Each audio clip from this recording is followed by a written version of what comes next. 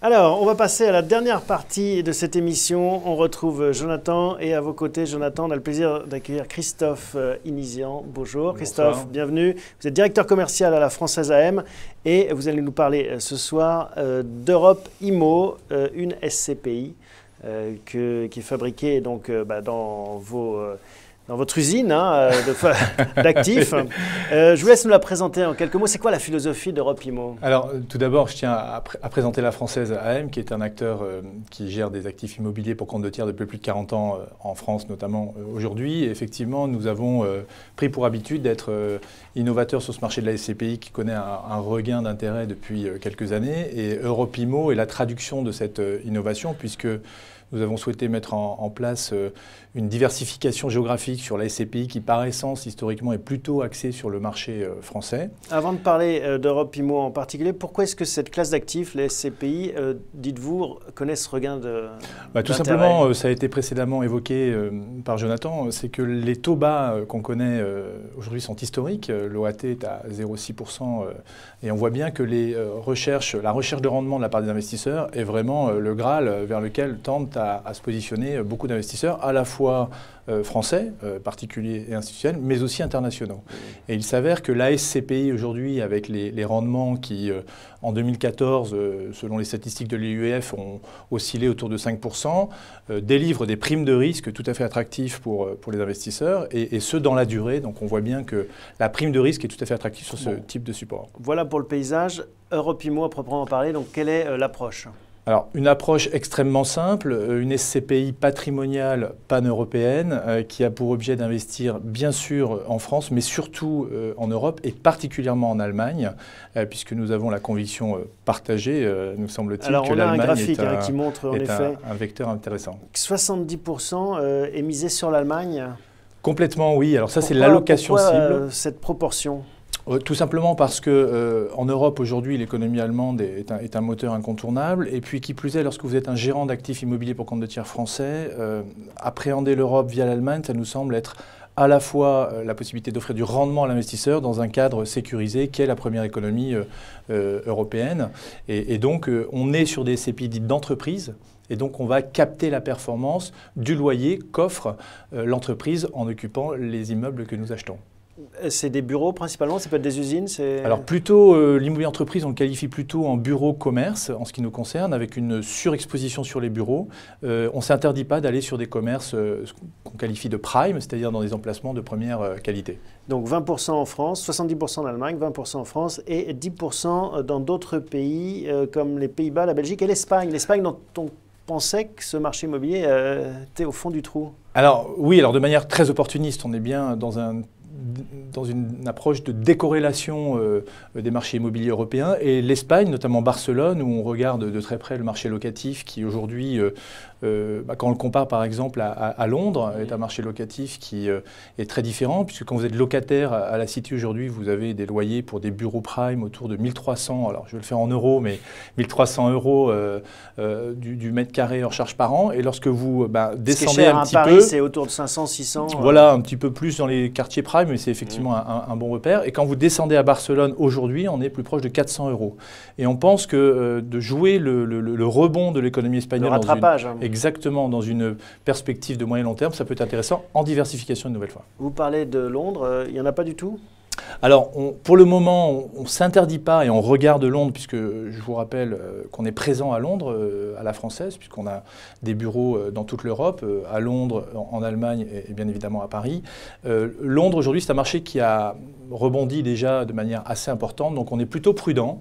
On ne s'interdit pas de saisir des opportunités, mais on est plutôt pondéré sur Europe Immo, sur l'Allemagne, la France, et donc de manière différenciante, Benelux et un petit peu d'Espagne, le cas échéant. Ça représente combien d'encours, Europe Immo ?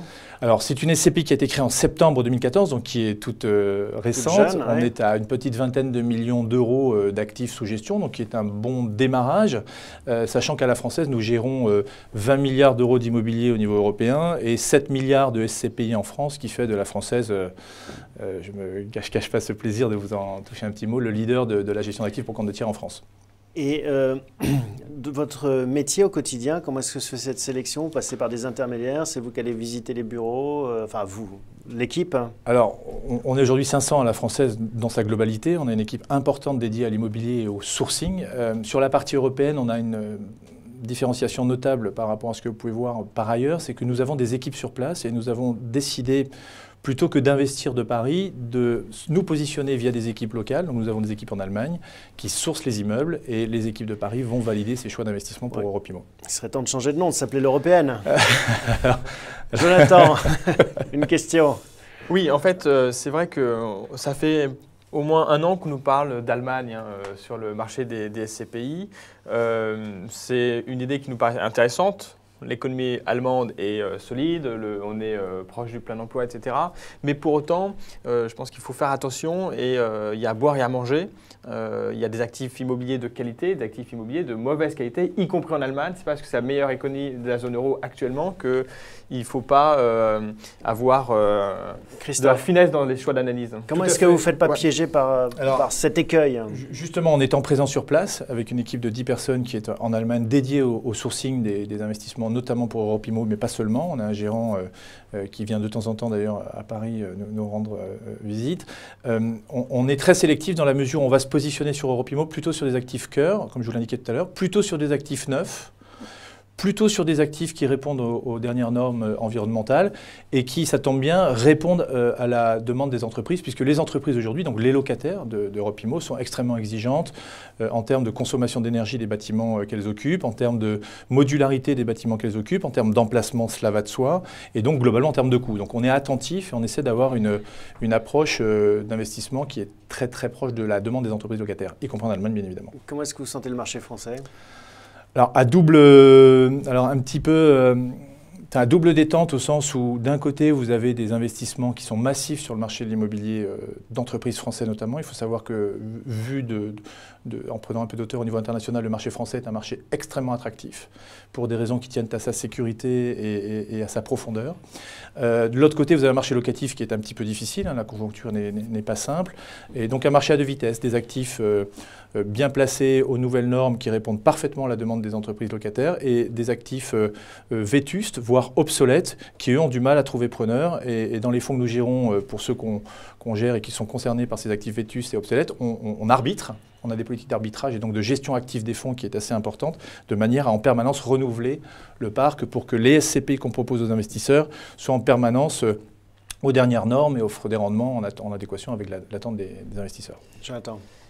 Oui, je crois qu'il y a un mot aussi à dire sur les rendements attendus. Il faut être aussi, il faut faire attention en fait au miroir, aux alouettes et ne pas chercher des rendements très forts. On ne va pas en Allemagne pour avoir des rendements supérieurs à ceux qu'on a en France. Je pense que vous nous le confirmez. Complètement. L'idée, c'est vraiment d'aller chercher de la diversification géographique, de la diversification en termes de cycle économique. On l'a dit tout à l'heure, la France n'est pas au même niveau du cycle économique que l'Allemagne. Une diversification en termes de sous-jacents. Les entreprises allemandes ne sont pas exactement les mêmes que les entreprises françaises. Donc, c'est vraiment de la diversification. Et cette diversification ne doit pas se faire à tout prix. Et on le fait, bien sûr, avec une approche plutôt prudentielle au sein de la française et via Europe Immo notamment. Et le principal risque, c'est quoi? C'est le manque de locataires?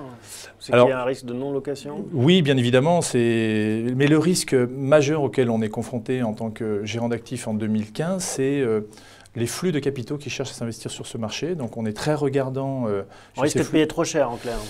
Beaucoup de gens veulent aller exactement. Sur ce Aujourd'hui, l'OAT, une nouvelle fois, donc les fonds euros qui délivrent des performances qui ne cessent de baisser parce que l'OAT qui sert de sous-jacent baisse, on voit bien que les investisseurs cherchent du rendement et l'immobilier est par essence l'actif vers lequel on a naturellement tendance à aller. Et donc il faut être attentif à ces flux d'investissement, il faut bien les mesurer. Par rapport à ça, je crois qu'il faut quand même rajouter que la prime de risque, l'écart entre le taux de rendement des SCPI et le taux de l'OAT, cette prime de risque n'a jamais été aussi élevée. On disait 5%, on est à moins de 1%. 0,5 pour l'OAT, 5% pour les SCPI en 2014, ça fait 4,5% de prime de risque. C'est un niveau très élevé. Donc effectivement, même si le taux des SCPI baissait, il y a quand même de la marge par rapport au taux sans risque aujourd'hui, qui fait que les SCPI restent aujourd'hui un bon véhicule d'investissement recherché par beaucoup d'investisseurs.